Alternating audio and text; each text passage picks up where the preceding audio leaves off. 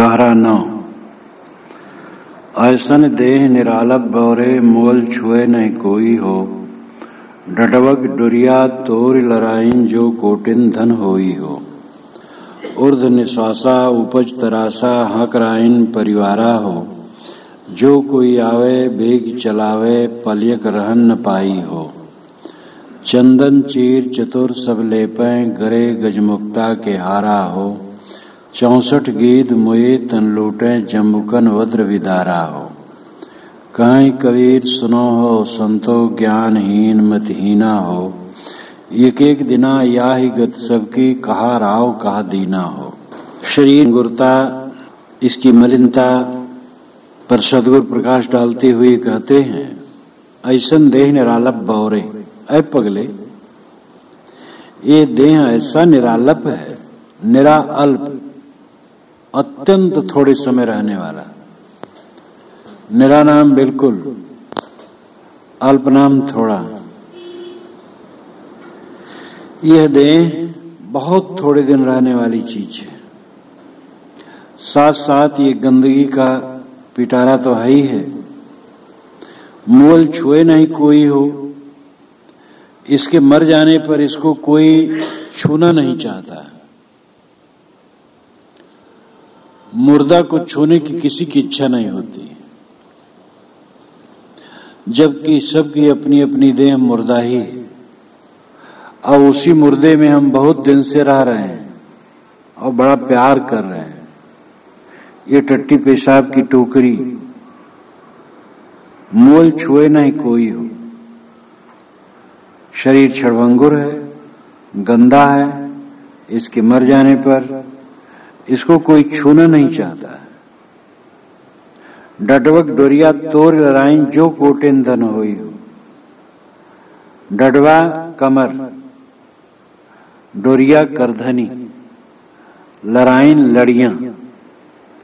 कमर की करधनियों की लड़ियों को लोग तोड़ लेंगे। डडवक डोरिया तोर लराइन। डडवा की डोरी की लड़ी, कमर की करधनी की लड़ियां तोड़ लेंगे। जो कोटिन धन होई हो, चाहे करोड़ों का धन छोड़ करके इंसान जा रहा हो, लेकिन अंततः उसके कमर की करधनी की लड़ियों को भी लोग तोड़ लेते हैं। न भी तोड़ ले तो क्या फायदा होगा। 10-20 किलो सोना बांध दे शरीर के साथ तो जीव के साथ कुछ जाने वाला है। जीव तो निकल गया और देह मिट्टी है। और मिट्टी को चाहे गाड़ो, चाहे पानी में फेंको, चाहे आग में जलाओ, चाहे कहीं सुनसान में छोड़ दो, इसका तो विनाश रखा रखाया। उसको सड़ना है, जलना है, कीट पतंगों का आहार होना है। कौन रोक सकता है। इस गंदगी भरे शरीर में क्षणभंगुर विजात जो बिल्कुल अपना नहीं, एक स्वप्न तुल्य है। इसमें रहने का फल यही है कि हमारा सारा मोह मिट जाए। मोक्ष का सुख तभी मिलेगा जब सारा मोह मिट जाएगा। जो हमारे चारों तरफ फैला है वो कुछ मेरे साथ रहने वाला नहीं और कुछ मेरा है नहीं। हम नाहक में सबसे मोह बना लेते हैं और मोह ही हमारे मोक्ष में बाधक है। उर्ध निश्वासा उपज तरासा हक राइन परिवारा हो। उर्ध नाम ऊंचा, निश्वास कहते हैं जो सांस बाहर निकले,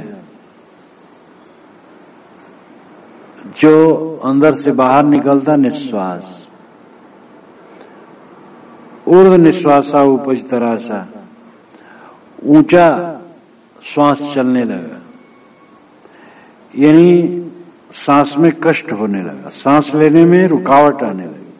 तो उपज तरासा, तो मन में त्रास उत्पन्न हुआ, भय उत्पन्न हुआ, दुख उत्पन्न हुआ। एक तो शारीरिक पीड़ा, ज्यादातर मानसिक पीड़ा। कितने लोग होते हैं शारीरिक पीड़ा कुछ नहीं होती,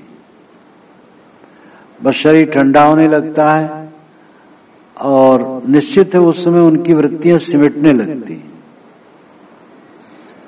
मैंने एक ही व्यक्ति को सामने मरते देखा है, इंदल गोटिया को। ये कोई 59 शायद है। मैं पलारी की तरफ था तो गर्मी में गुरुजी के साथ था, समाज था, तो उन्होंने बुलाया। गया, मैं 2-3 दिन रहा उनके पास और फिर चले आया। फिर भ्रमण करते करते समाज के साथ सिवनी गया तो वहां पता चला कि वह अत्यंत अस्वस्थ। फिर बुलाया गया तो फिर मैं अकेले गया तो फिर रहा वहीं। फिर गुरुजी भी समाज के साथ गए तो दिन में कई बार हो कि अब शरीर छूट जाएगा तो मैं जाऊं, बुलाया जाऊं, लेटे लेटे तुरंत रुपया नारियल रख के बंदगी करें, कुछ मैं ज्ञान की बातें कहूं, फिर चला हूं आसन पर। इस प्रकार होते होते कई दिन चला। फिर एक सुबह हुआ कि ये शरीर छूट रहा है तो गया। गुरुजी भी थे और लोग थे। तो वो उस समय बिल्कुल चेष्टाहीन थे। उनका लड़का उनको गोद में टिकाए बैठा था और बिल्कुल चेष्टाहीन थे, लेकिन शरीर में जीव था। नाड़ी लोग देखें तो कहें चल मंद चल रही, फिर धीरे धीरे धीरे धीरे नाड़ी रुक गई। अंदाज चलता रहा अब क्या हो रहा, अब क्या हो रहा। शांत रहे एकदम। बस एक क्षण ऐसा आया कि शरीर नहीं रहा। तब लगा कि अब शरीर छूट गया। तो उनके लड़का रो पड़े। हम लोगों ने कहा रोते क्यों? ऐसे संत स्वभाव साधक के लिए। एक व्यक्ति को मैंने मरते देखा है। कैसा आश्चर्य है। हमें जन्म का अनुभव नहीं है, मृत्यु का अनुभव नहीं। जन्मे हैं लेकिन जन्म का अनुभव नहीं। किसी को भी अपने जन्म का अनुभव नहीं है, मरने का भी अनुभव नहीं है। पुनर्जन्म सिद्धांतानुसार अनेक बार मर चुके हैं। जब ऐसी जीवन में जन्मे हैं उसका अनुभव नहीं है तो पीछे जन्मों में मरे उसका क्या अनुभव होगा? और जब मरने लगेंगे तब उस अनुभव को बताने का अवसर नहीं रह जाएगा। ऐसा संसार, ऐसा जीवन है। शरीर छूटने लगता है तो श्वास कष्ट होता है कुछ लोगों को, सबको नहीं होता है। मोह माया वाले आदमी को तो सबसे बड़ा ये होता है छूट रहा है। लड़के छूट रहे हैं, पत्नी छूट रही, धन छूट रहा है, मकान छूट रहा है, चेले चाटी छूट रहे हैं, मठ मंदिर छूट रहे हैं। जिसको मोह है, कोई बात थोड़े गृहस्थिक मोह, साधु भी मोह हो सकता है। जो पूरा जला भुना नहीं देगा मोह तो सबके होगा। वैसे साधु तो मोह माया छोड़ के ही आता है, इसलिए वो निवृत्त रहता है। अब कोई असावधानी करेगा तो मन तो फंस ही जाएगा। इसलिए अगर मन में मोह कहीं नहीं है तो कोई मानसिक कष्ट नहीं। शरीर छूटता है, कूड़ा कचरा छूटता है, और क्या छूटता है? दुख छूटता है। शरीर छूटना कोई प्रिय वस्तु छूटना थोड़े है, दुख छूटना, कूड़ा कचरा छूटना। लेकिन अज्ञानी आदमी को त्रास उत्पन्न हुआ, हकराइन परिवार हो, परिवार वालों को हकराइन, हकराइन मतलब बुलाइन। सबको बुलाते हैं, सगे संबंधियों को बुलाते हैं। देख लें कितनी मूर्खता। अपने आप को देखो, दूसरे क्या देखते हो? बुला करके जिम्मेदारी करते हैं, भैया आप तुम संभालना। अरे तुम आंख अपनी बंद करो और सदा के लिए तुम इसको नहीं जानोगे। क्या तुम इसके पीछे चिंता करते हो? गलत काम हुआ रहता है तब मन बहुत नोचता है। जो किसी के धन को दबा करके मर रहा है, जो किसी की हत्या करके मर रहा है, जो किसी के साथ बेमनस्य करके मर रहा है, उसको बड़ी पीड़ा होती है कि मैंने ऐसा क्यों किया। और जो दबाता है वो अंत में दुख पाता। मैंने कल उदाहरण दिया था, कल या परसों, कि एक व्यक्ति ने दूसरे के धन को दबाया, थोड़े दिन में उसका जो विघटन हुआ हद, ये संसार में कहीं जाता नहीं, करने का फल जाता नहीं। नमक रोटी खाओ, किसी के धन को दबाना नहीं, किसी की जान को दुखाना नहीं, किसी की इज्जत को बर्बाद नहीं करना, किसी को तकलीफ नहीं देना। फटे हालत में रहो लेकिन पवित्र जीवन से रहो। फटी हालत में रहना कोई बुरा नहीं। परिवार वालों को बुला लिए, अब रो रहे हैं, बाल बच्चे पत्नी सबको देख देख के कूट रहे हैं माथा, महामूढ़ इंसान।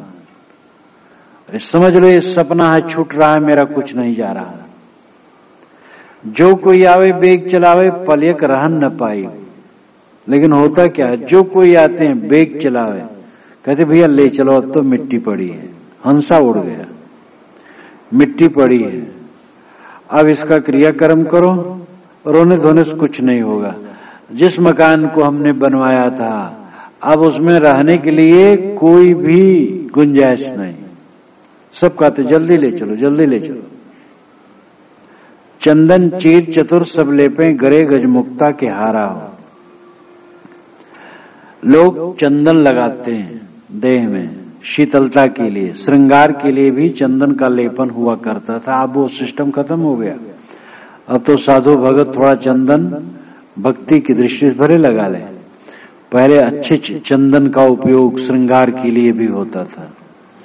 चीर नाम वस्त्र, सुंदर सुंदर वस्त्र शरीर को सजाने के लिए पहनते।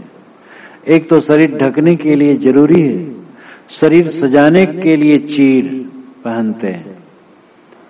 चतुर सब लेपन, चतुर लोग सब चंदन का लेपन करते हैं और चीर पहनते हैं।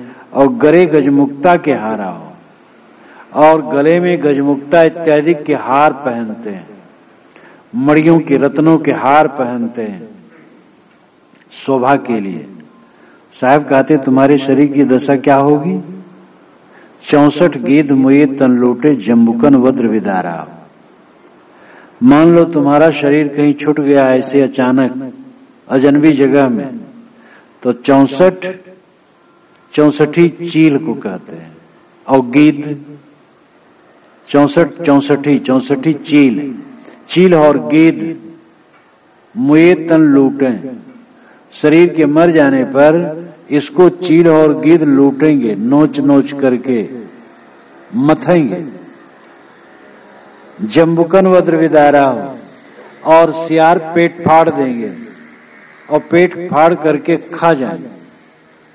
कैसी दयनीय दशा है, कैसी निरर्थक काया है। ये सार्थक भी है, निरर्थक भी है। मोक्ष का काम करे तो उसके लिए सार्थक है, और नहीं तो निरर्थक है, और निरर्थक ही नहीं अनर्थक है। इस शरीर में रह करके मोह करके भवबंधन बना लिया तो अनर्थक है। आदमी बंधन बनावे या मोक्ष बनावे, दो में से एक तो बनाएगा ही, तो ज्यादा अनर्थक होता है। अनर्थकता में इसको बिताए, निरर्थकता में बिताए, सार्थकता नहीं किए। सार्थकता है इस शरीर को कल्याण के मार्ग में लगा दो, भक्ति सेवा साधना, और सबका फल है अनासक्ति। दुनिया में सारे फल कड़वे हैं, एक ही फल मीठा है, अनासक्ति, वैराग्य। आदमी होश में नहीं रहता है। यक्ष ने युधिष्ठिर से पूछा था वार्ता क्या है, तो उन्होंने कहा अस्मिन् महामोहमय कटाहे सूर्याग्निना रात्रि दिवेंधनेन मासरतु दर्वी परिघट्टनेन भूतानि कालः पचतीति वार्ता। अस्मिन् यह मोहमय कटाहे, मोहमय का महामोहमय कटाहे, अस्मिन् महामोहमय कटाहे। ये जो महामोह का कटाह है, इसमें सब प्राणी पड़े हुए हैं। कड़ाह में वस्तुएं डाल करके भूनी जाती, सब्जी और कोई चीज। तो ये जो महामोह का कड़ाह है, इसमें सब जीव पड़े हुए हैं। सूर्याग्निना रात्रि दिवेंधनेन, सूरज की आग इसमें लगी हुई है और रात्र दिवस के ईंधन से ये जल रहा है। मासर तो दरवी परिघटने न, मास और ऋतु इसमें दरबी है, करछुली, और उसका परिघटन काल कर रहा है। घट घट कहते हैं पिसने को, झुलसने को, उलट पलट करके झुलसना, रगड़ना, इकट्ठा करना, पीसना। सब्जी जब हम कढ़ा में डालते तो क्या करते, यही करते हैं, करछुली से उलटते हैं, इकट्ठा करते हैं, रगड़ते हैं, भूनते हैं। परिघटने ना शब्द बड़ा बढ़िया चयन है।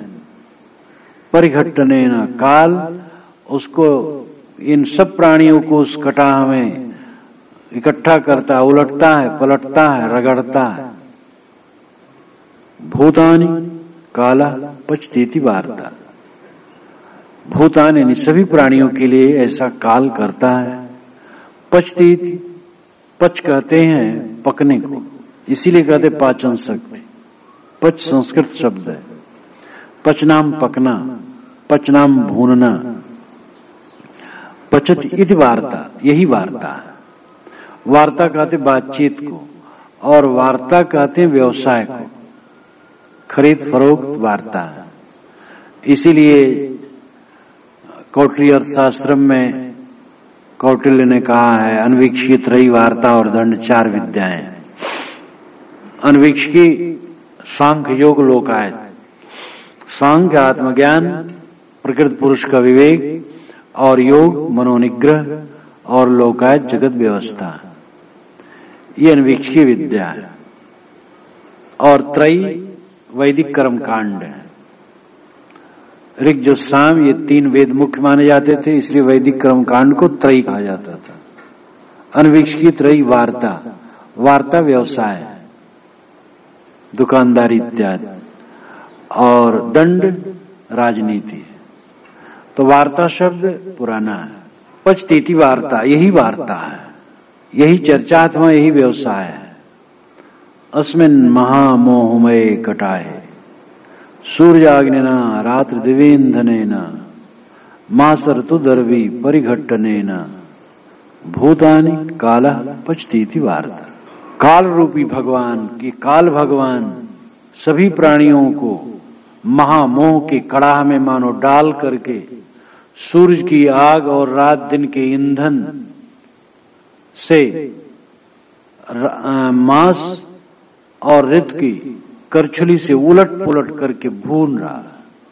यही वार्ता, यही व्यवसाय है संसार का, यही चर्चा का विषय है। लेकिन आदमी का मोह,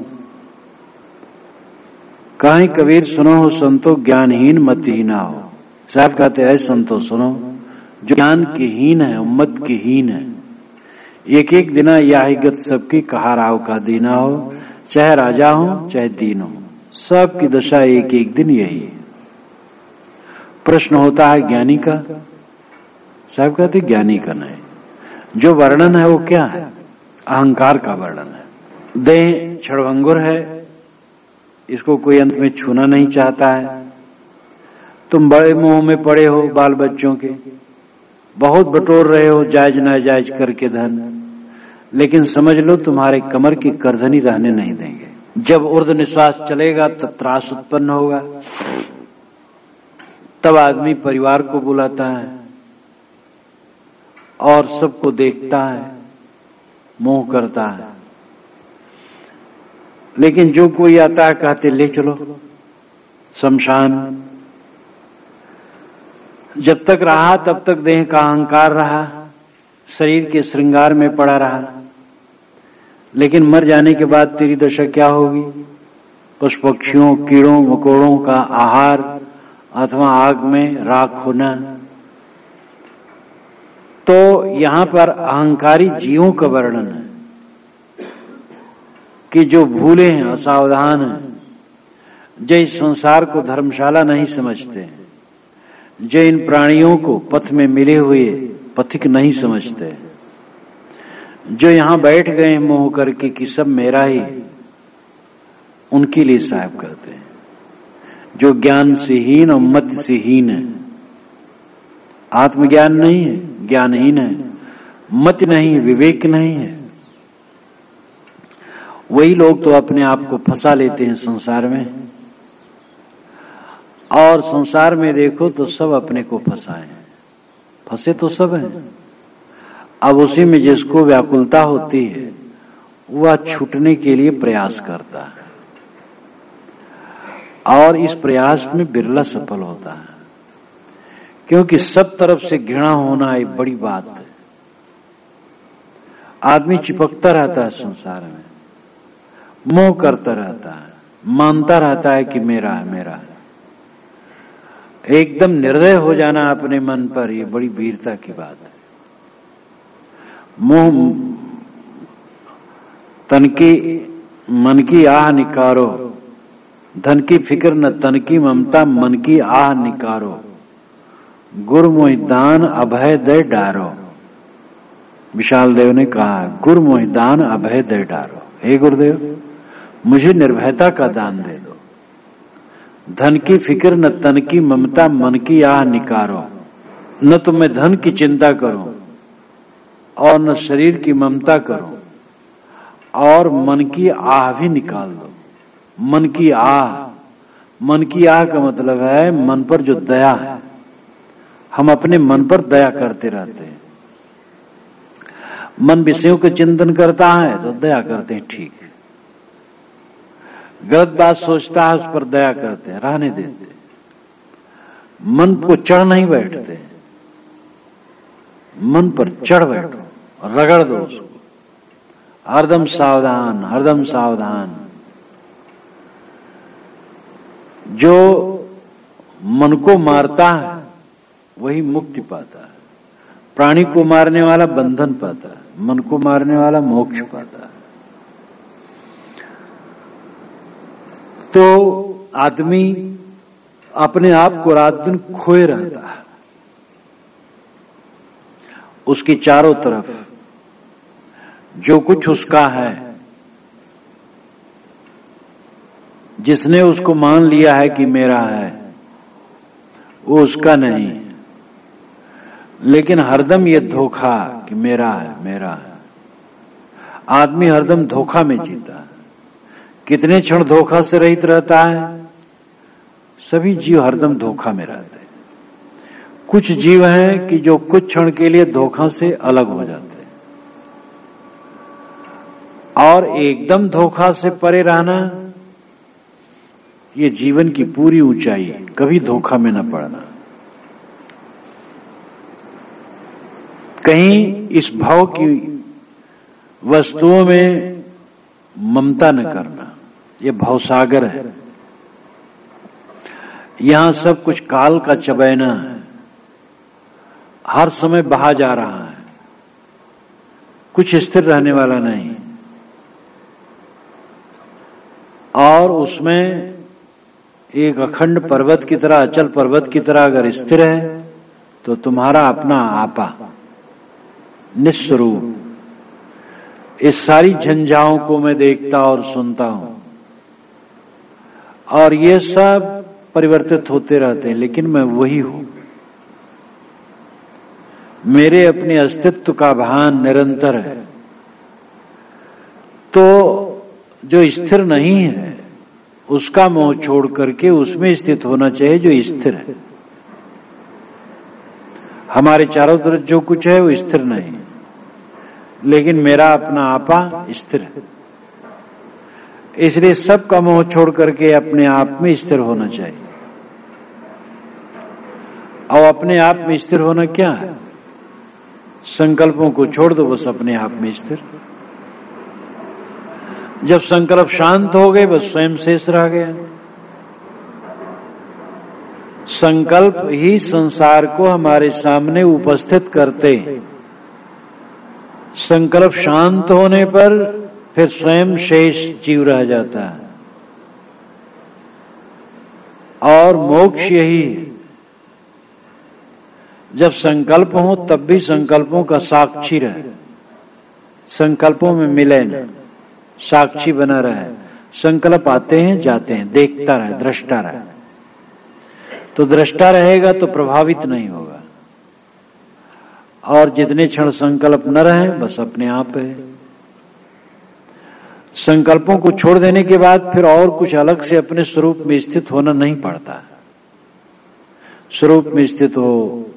सदगुरु विशाल साहब कहते थे, जब पहले मैं नौजवानी में त्रिज्या पढ़ने लगा, बीजक त्रिज्या, तो बारंबार रहे पारक में स्थित हो, पारक में स्थित हो। समझ में न आयो कैसे स्थित हो, क्या है, कैसे स्थित हो। धीरे धीरे धीरे धीरे बात समझ में आई। संकल्प विकल्प छूट जाए बस स्थित है। और अलग से कोई थोड़े स्थित करना है। चल करके किसी आसन में थोड़े बैठना है।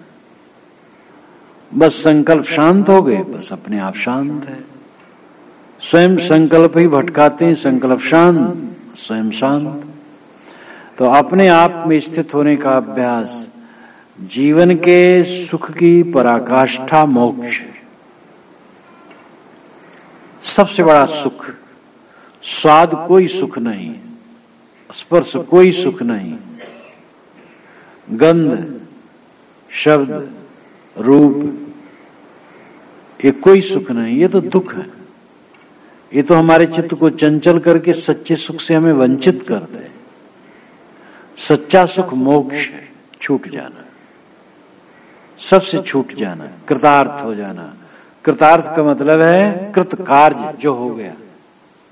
कृत कार्य का मतलब है जिसको कुछ करना बाकी नहीं रहा। महाराज कृष्ण ने गीता में कहा, यस्त्वात्मरतिरेव स्यादात्म तृप्तश्च मानवा आत्मन्यु च संतुष्टस् तस् कार्यम न विद्यते। यस्त्वात्मरतिरेव, जो अपनी आत्मा में रति करता है, आत्मलीन होता है। यस्त्वात्मरतिरेव स्यादात्म तृप्तश्च मानवा, जो मानो आत्मा में ही तृप्त हो जाता है। आत्मन्यु च संतुष्टस्, और आत्मा में ही संतुष्ट हो जाता है। तस्य कार्यम न विद्यते, उसको अब कुछ करना बाकी नहीं रहा। इस संसार से पाने के लिए उसे कुछ बाकी ही नहीं रह गया।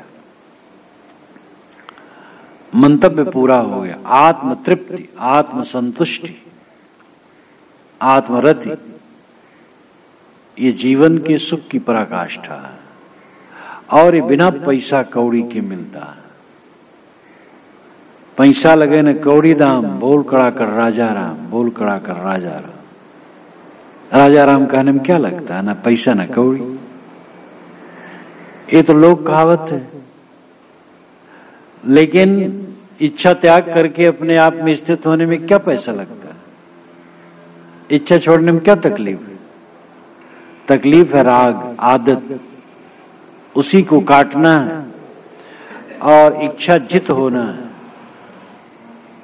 सभी साधक को चाहिए कि शरीर की नश्वरता, इसकी गंदगी, इसकी परवशता और इसकी विजातीयता, इसकी स्वप्नवत्ता, इसका मिथ्यात्व समझकर, इसका राग सर्वथा छोड़कर अपने आप में विश्राम प्राप्त करें।